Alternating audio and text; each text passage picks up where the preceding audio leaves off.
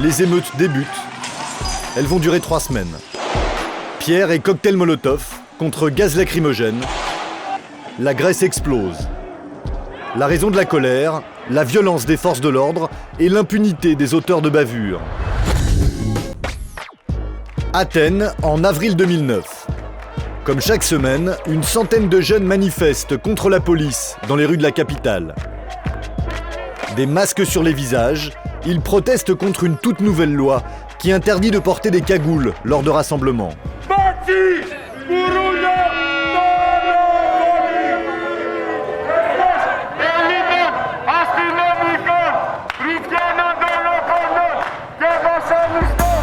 Nouvelle illustration, selon eux, des méthodes ultra-répressives des policiers.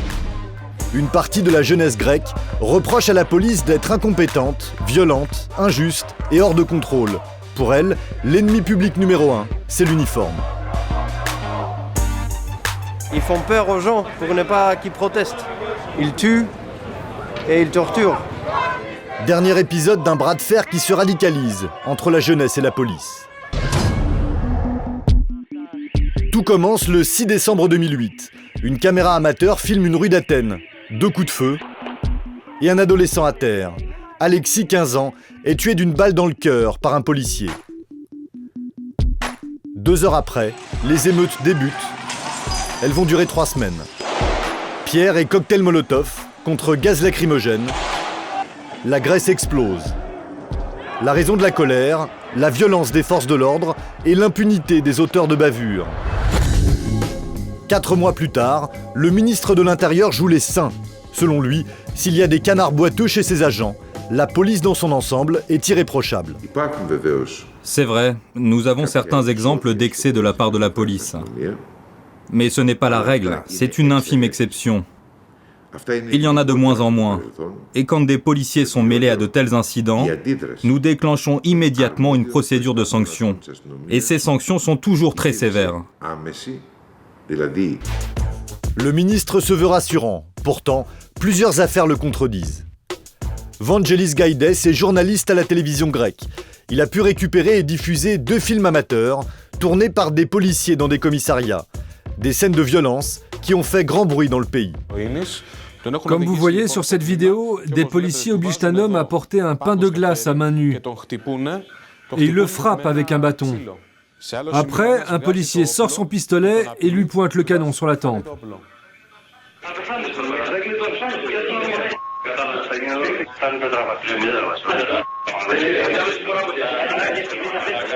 Ces policiers ont simplement été mis en congé forcé.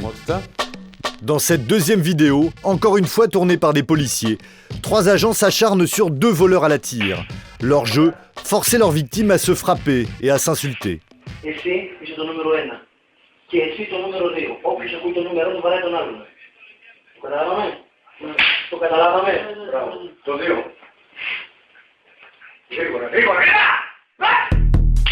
Au bout de plusieurs minutes, l'un des policiers précise même qu'il faut faire attention à la vidéo.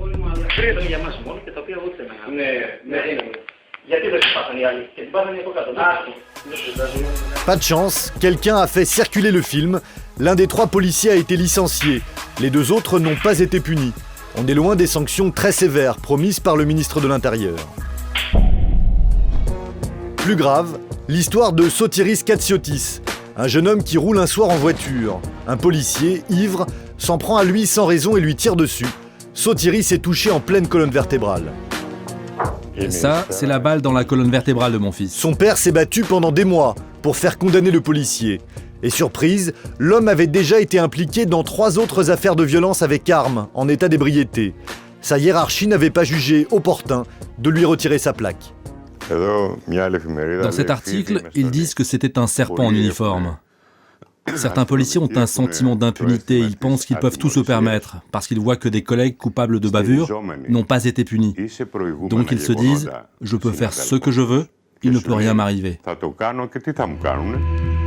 Dans cette affaire, fait rare, le policier a finalement été condamné à 5 ans de prison, après une longue procédure. Sotiris, lui, est paraplégique, il vit sur un fauteuil roulant.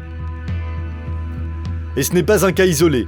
Les affaires de violence policière se comptent par dizaines, au point qu'Amnesty International a publié un rapport début 2009 pour condamner en bloc les méthodes des forces de l'ordre. Quand on parle de violation des droits de l'homme, on parle des arrestations sans motif. On parle de détention sans motif. On parle aussi de traitements qu'on pourrait qualifier de dégradants dans les stations de police. Oui, il y a une très grande méfiance envers les forces de la police. La population se méfie, la jeunesse, elle, se radicalise. Le quartier d'Exarchia, au centre d'Athènes, est devenu un camp retranché d'anarchistes et de militants d'extrême gauche. Ce sont eux qui étaient aux premières loges lors des émeutes de décembre 2008. C'est ici qu'Alexis, l'ado de 15 ans, a été tué. La police a dit que le flic avait tiré par terre et que la balle avait ricoché dans le cœur de l'adolescent. Mais on n'y croit pas. Oui, les voisins disent qu'il a tiré directement. Juste à côté, les anards ont envahi un parking pour le transformer en jardin. Un squat militant, disent-ils. Un pied de nez à la police qui n'a toujours pas osé les déloger. Et un message de la jeunesse grecque au pouvoir en place. Les réactions violentes contre la police sont dirigées contre les policiers, mais pas seulement. Elles visent le pouvoir et la violence du pouvoir. Ça ne peut plus durer, il va finir par y avoir une révolte sociale. La colère gronde et certains passent au cran supérieur. Depuis le début de l'année 2009, plusieurs attentats ont visé la police. Un commissariat mitraillé en plein Athènes, un autre attaqué au cocktail Molotov, quelques rues plus loin. Et même un agent en faction, grièvement blessé par balle. Ces actions ont été revendiquées par des groupuscules jusqu'ici inconnus. Dans une lettre, l'un d'eux écrit « Chaque policier est désormais une cible potentielle. Après plusieurs années de calme, la Grèce voit le spectre du terrorisme réapparaître. » Nous faisons face à une hausse de la criminalité qui est de mieux en mieux organisée, avec un retour très inquiétant du terrorisme. Pour lutter contre ce phénomène, nous allons augmenter les moyens de la police, son budget, le nombre d'hommes, son équipement et son entraînement, tout en respectant bien sûr les droits de l'homme.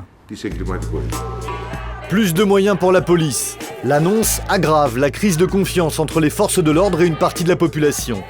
Pas un problème pour le pouvoir, qui veut tout faire pour museler les groupuscules ultra-violents. Au-delà de la crise économique, c'est le modèle de société grecque qui menace de s'effondrer.